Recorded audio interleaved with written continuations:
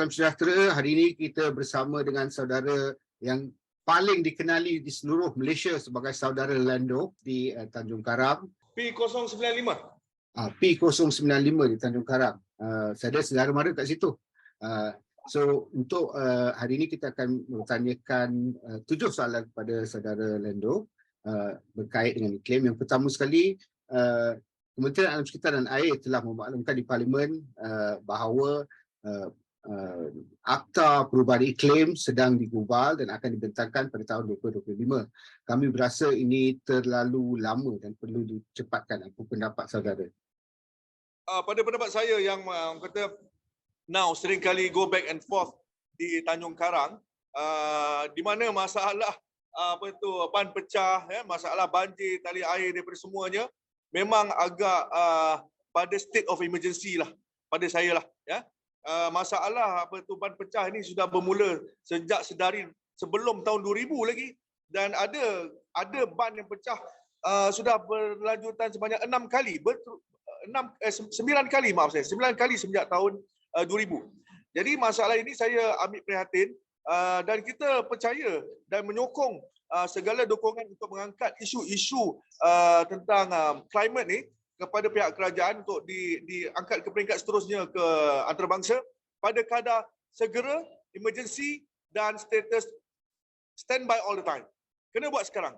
You have to do it now because masalah macam ni tak boleh dibiarkan berlarutan. Mungkin pada setengah-setengah kawasan seperti di bandar mempunyai dia punya maybe town planning dia yang lebih baik, mungkin okey. Tetapi untuk di kawasan-kawasan yang terutama di bahagian Tanjung, bahagian Kuala, ini bukan satu benda yang kita boleh tunggu.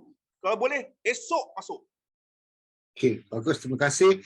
Soalan kedua ialah tentang peralihan adil atau just transition. Peralihan adil ni berkenaan dengan pergerakan daripada bergantung kepada bahan api petroleum untuk tenaga kepada bahan api yang boleh diperbaharui seperti solar dan hidro.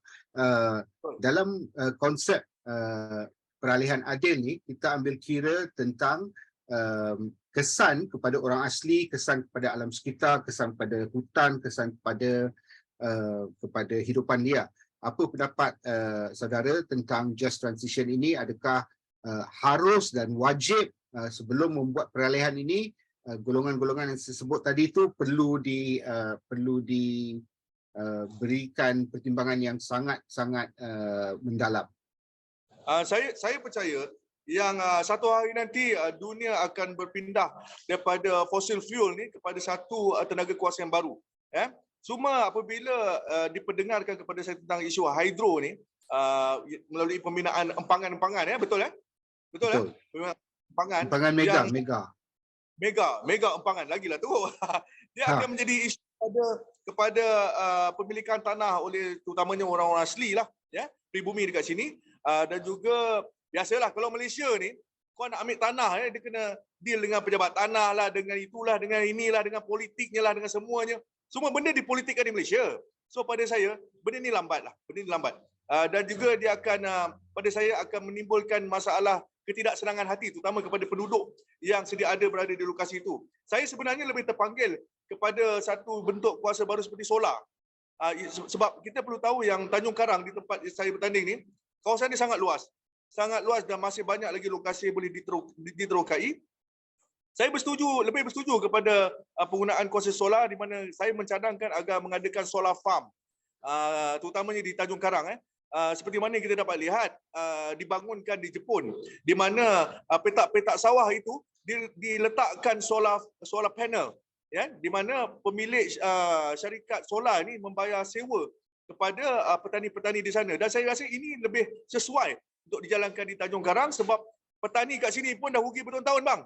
Rugi bertahun-tahun dengan petaknya mahal, dengan benih barunya yang mendatangkan penyakit-penyakit baru, dengan racunnya yang harga tak masuk akal. Jadi ini adalah satu isu yang saya rasa boleh diselesaikan dengan orang kata kill two birds with a single stone. Mengadakan solar dan menyelamatkan pesawah kat sini, mengurangkan kerugian pesawah dekat sini. Penyelesaian yang bertindih yang boleh membawa manfaat. Ini belum cerita lagi pasal CCTTP itu yang baru ditandatangani, yang mempunyai kesan yang besar terhadap petani dan pesawah, especially tentang benih dan racun. Itu betul, topik yang kita akan bawa satu hari nanti. sebab dalam gabungan darurat kami ni kita ada fokus pada berbagai golongan termasuk petani dan pesawah. So ini menjadi isu yang kita sedang love you. sekarang. Okey, seterusnya kita ke soalan yang ketiga.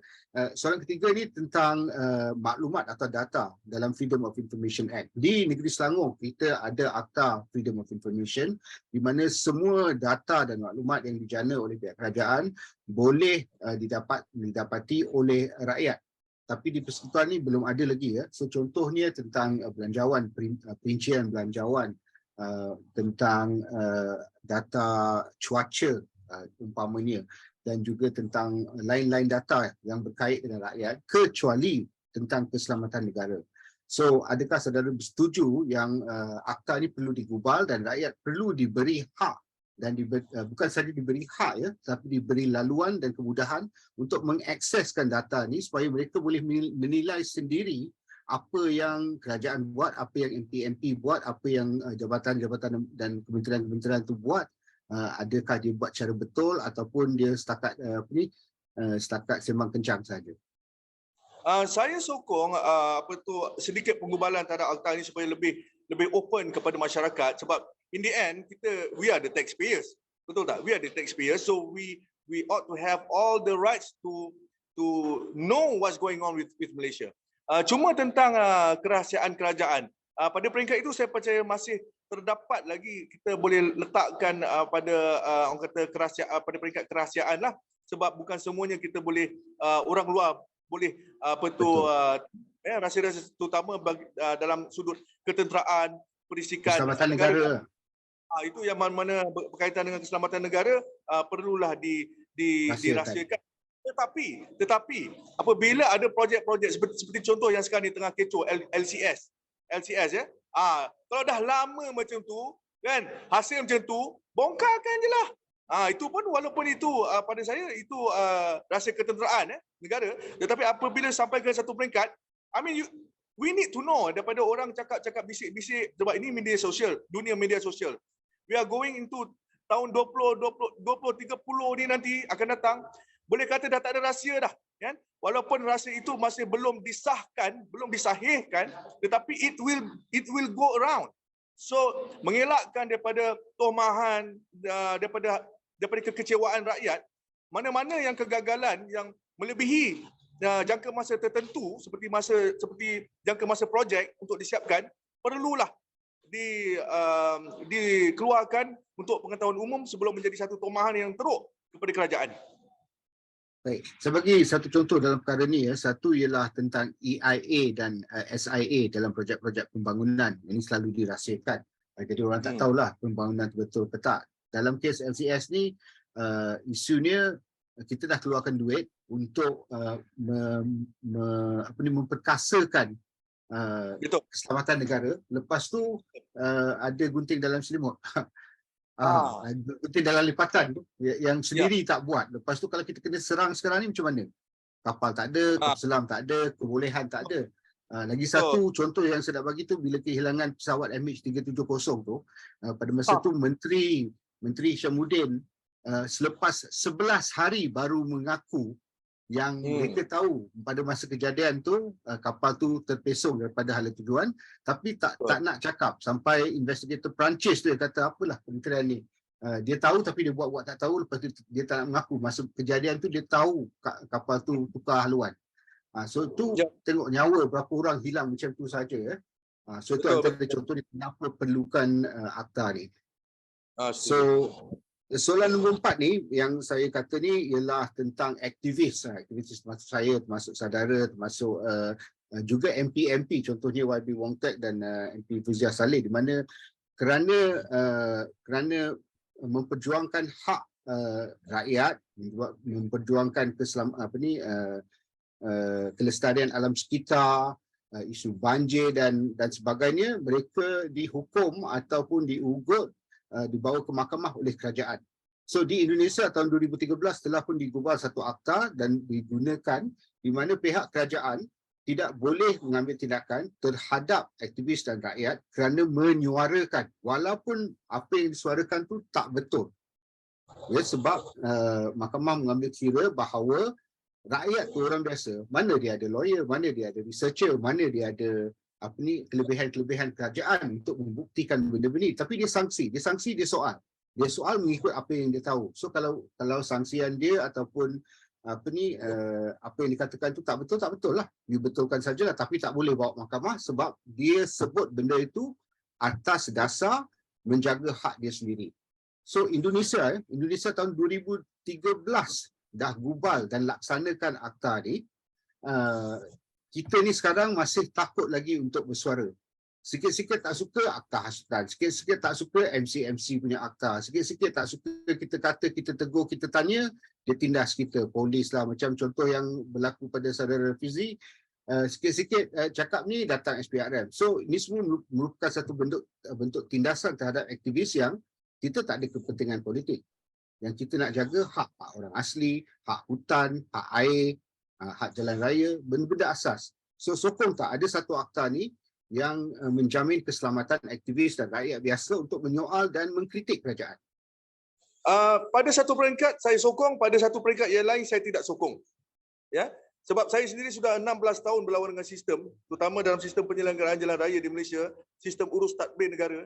Jadi saya sendiri belajar, daripada A saya belajar sehinggalah 16 tahun lawan di luar sistem. Now peringkat yang saya setuju adalah rights kepada aktivis-aktivis ini untuk bersuara. Baik, aktivis-aktivis ini untuk mendapatkan maklumat. Itu pada peringkat itu saya bersetuju. Tetapi apabila aktivis-aktivis ini terlalu pantas menyebarkan maklumat-maklumat ini di media perdana, di media sosial yang secara umumnya orang boleh tengok, sehingga boleh menimbulkan salah tanggap dan salah tafsir kepada pihak kerajaan, pada peringkat itu saya kurang bersetuju ataupun tidak bersetujulah, ya. Sebab itulah SKMM telah ditubuhkan dan membuat akta tentang penyebaran maklumat palsu maklumat palsu ataupun maklumat yang belum disahihkan pada media sosial. Now, saya sendiri melakukan menghantar memorandum, surat permohonan rayuan kepada contohnya pihak JKR dan DBKL. Dan perkara itu orang awam tidak tahu pun. Tidak ada siapa orang awam tahu. Tetapi apabila satu peringkat saya rasa okey, benda ini saya dah ada maklumat, kita dah hantar surat tapi masih belum ada tindakan, dan saya sebarkan. Dan kita ambil tindakan. Dan cara itu saya rasa lebih sesuai. Sebab sekiranya kita mendapat maklumat yang tidak sahih, kemudian aktivis ini mengadakan press conference dan sebagainya, kita tidak kisahlah sama ada dia bermotifkan politik atau tidak. Tetapi apabila tomahan ini tidak dikawal, maka itu menjadi satu isu mencetuskan ketidakselesaan dan ketidakharmonian pada seluruh negara. So saya 50-50. Okey, so itu satu pandangan yang baik. Yang dicadangkan ialah bukan untuk menggalakkan fitnah ataupun penyebaran maklumat yang palsu, tetapi lebih bertuju pada, saya tanya soalan, kenapa dia tak nak jawab? Lepas tu dia ambil tindakan. Ini baru tanya soalan, belum apa-apa lagi. So dari segi itu, tapi tidak melanggar hak orang lain, hak kerajaan juga untuk menjaga nama baik dia. Cuma saya nak tekankan di sini, pada sesiapa yang memanggil diri mereka pejuang aktivis dan sebagainya, ini adalah risiko-risiko biasa yang korang kena hadapi. I mean, kalau you rasa you sendiri paling berani untuk tampil ke hadapan, seperti saya berani tampil jumpa menteri, saya berani tampil jumpa PBT, JKR dan sebagainya. Ini adalah risiko yang saya tahu dan saya kenali, saya akan hadapi. So back to you, yourself. If you are a real activist, if you are a real fighter, then you ought to know that this is the risk. So jangan terlalu membesarkan isu ni. Kalau you nak jadi ke depan, kita semua tahu, kepala mesti kena pancung dulu. Okay, satu pendapat yang baik. Terima kasih berkongsi pendapat dan pandangan itu. Kita pergi ke soalan nombor 5. Soalan nombor 5 ini berkait dengan kerajaan negeri. Jadi tak 100% lah. Tapi bila dah masuk parlimen nanti, tahun-tahun ini ada satu usaha oleh kerajaan pusat untuk menyelaraskan semua isu-isu air, terutamanya water sector transformation, supaya kesinambungan sumber air untuk seluruh negara, semua rakyat Malaysia, dan juga cara tadbir urus perkara-perkara air itu lebih kurang sama di semua negeri. Jadi dia bukan maksud campur, tapi untuk menjamin keselamatan semua. So dia cuba adakan satu kerangka di mana semua kerajaan negeri, sebab air, tanah, galian, hutan semua di bawah kerajaan negeri. dijaga untuk manfaat seluruh Malaysia. So soalan ni ialah adakah saudara bersetuju untuk mempertahankan dan mendesak langkah-langkah untuk memastikan pelindungan hutan simpan sedia ada, sumber-sumber air sedia ada secara holistik. Walaupun kita tahu setengah negeri itu dia memang perlukan sumber hutan untuk menjana pendapat dan sebagainya, tapi kena dibuat dengan cara yang telus, transparent dan bertanggungjawab. Adakah saudara setuju? Sangat setuju. Seperti mana yang kita dapat lihat di Tanjung Karang, kita dapat lihat dekat sini ada satu kawasan yang dikawal oleh Jabatan Hutan, iaitu kawasan Paya Bakau. Paya Bakau ini sebenarnya sebagai satu benteng sebelum air naik. Masalahnya dekat sini sebagai contohnya yang saya dapat lihat dengan mata kepala saya sendiri, ada pembinaan projek di kawasan Paya Bakau dekat sini. Dan kita pun heran macam mana benda ni diluluskan. Saya faham bahawa kepentingan untuk peningkatan ekonomi, sebagai contohnya pembinaan bot, sebab Tanjung Karang ni banyak kawasan pembinaan bot yang dilakukan dekat dengan sungai dan sebagainya. Tetapi kena fikir sama ada benda tu berbaloi atau tidak untuk risiko jangka masa panjang lah, terutama dari sudut ekologikal dan juga sudut climate. Okey, terima kasih. Soalan ke-6, adakah saudara menggalakkan perubahan dalam undang-undang untuk mengusulkan di Parlimen untuk mengembalikan pilihan raya majlis tempatan atau local council elections? Sebab selama ni diorang lantikan daripada mana? Selama ni semua ahli majlis tempatan merupakan lantikan politik. So kita kata lantikan politik lah, lantikan itu ditetapkan oleh Menteri Besar. So of course dia dulunya ada pilihan raya. So ada 3 pilihan raya persekutuan, pilihan raya negeri dan pilihan raya kerajaan tempatan. So contoh untuk wilayah persekutuan, diorang kesian, diorang satu je, dia tak ada adun. Ya. MP saja. Setuju. Saya sangat setuju. Sebab even YB ada banyak juga YB yang mengadu pada saya tentang masalah contohnya jalan raya. Banyak YB ini mereka tidak dipandang pun dalam City Council sebagai contohnya. Ya, dalam PBT. Suara-suara mereka lenyap. Suara mereka tidak diangkat ke peringkat negeri oleh PBT ini. Saya rasa menjadi satu keperluan untuk mengadakan sistem pilihan raya untuk council, untuk kerajaan negeri. Kerajaan tempatan. Ya. Okay. Terima kasih. PBT ya.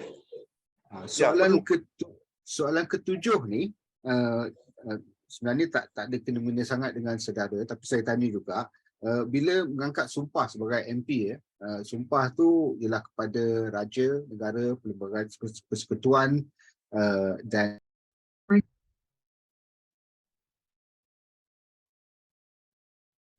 Okay, can continue. It's already recording. okey, maaf tergendala sebentar tadi saudara. Soalan terakhir sebab Zoom tadi out of time. Okey, soalan ke-7 tadi ialah tentang ketaatan kita. So dalam parlimen kita tak ada sebagai MP mengambil sumpah untuk taat kepada parti. So bila ada keputusan yang perlu diambil oleh MP, diundi itu, pendapat MP, dia tahu orang di kawasan dia nak ke tak nak sesuatu benda tu. Tapi parti kata kau tak boleh sokong ataupun kau tak boleh bantah. So apa pendapat saudara tentang isu ini? Macam saya bukan ahli parti, tetapi saya percaya isu ni yang taat pada parti ini sebenarnya satu benda yang I think is kind of foolish lah. I think it's kind of stupid. Because apabila kita bertanding untuk satu kawasan, tak kisahlah parlimen atau DUN, kita telah berjanji untuk memperkasakan atau memperjuangkan hak-hak rakyat tempatan. Jadi apabila kita menang, sebagai contoh, kalau kita menang dan kemudian kita akan terpaksa bertanggungjawab untuk menjelaskan dan menyampaikan benda ni pada peringkat parti. Dan kena ingat, Malaysia ni tidak akan jadi total kerajaan totalitarian. Dia tidak akan jadi satu kerajaan majoriti. Dia akan menjadi kerajaan coalition di mana ada pakatan-pakatan yang akan berlaku, terutama tidak lama lagi. Jadi apabila benda ini berlaku, hasrat-hasrat rakyat yang di bawah yang kita telah berjanji ini, mengangkat hasrat rakyat ke atas dan berlaku pertindihan kuasa di atas, ini akan jadi satu isu yang sangat-sangat besar. Jadi pada saya sebagai seorang calon parlimen yang baru, yang sebenarnya masih tidak terlalu arif tentang dunia politik Malaysia ni, I'm very basic. I'm here to fight for the rakyat. and I will bring the rakyat problem to an issue to the parliament, and whatever is straight up there. So kalau ada masalah apa-apa, I tak nak rasa berdosa dengan rakyat hanya kerana terlalu taksub dengan akta parti dan sebagainya, kepartian dan dengan dalam politik terlalu banyak layer. Ada ni lah, kuasa ni lah dia, which is bullshit. So I'm here to bring rakyat punya masalah ke atas, orang atas dengar dan turunkan whatever peruntukan dan kemudahan terus kepada rakyat. That's what I mean. Okay, terima kasih. Terima kasih kerana sudi untuk diterima tentang isu iklim. Sekarang kita beri masa dan ruang kepada saudara untuk melakukan kempen saudara. Beri sedikit ruang lah. Silakan. Okey, terima kasih brother. Terima kasih kepada Undi Iklim kerana memberi peluang pada saya Landu Zawi untuk bersuara. Minta maaf, saya memang cakap laju. Macam saya berjalan pun laju, tindakan saya pun laju. Okey. Jadi kepada semua pengundi, tolong laksanakan amanah untuk mengundi, tanggungjawab mengundi, dan pilihlah calon yang boleh buat kerja, bukan calon yang berkempen sana sini, pasang tiang bendera sana sini. Sekarang ni dah musim banjir tau. Kau punya bendera tu dah banyak masuk kat longkang-longkang dekat coalfield tu, dah semak, dah sebu dah parit dekat coalfield tu. Tolong angkat balik. Tolong berjanji dengan rakyat dan mengangkat hasrat rakyat ke peringkat parlimen. Bukan dekat tengah-tengah tu dah kena sakau, dah kena masalah dengan masalah komunikasi dengan jawatan kuasa politik dan sebagainya. Okey? Dan akhir sekali daripada saya, hidup berjuang, mati berbaloi. Jika aku sempat tua, aku ada cerita. Assalamualaikum. Okay, terima kasih saudara Lendo. Semoga berjaya dalam usaha kali pertama ini mencuburi bidang politik sebagai wakil rakyat bebas, calon bebas di Tanjung Karang, dan kita tunggu keputusan nanti ya. Selamat menjaga diri juga. Okay, bye.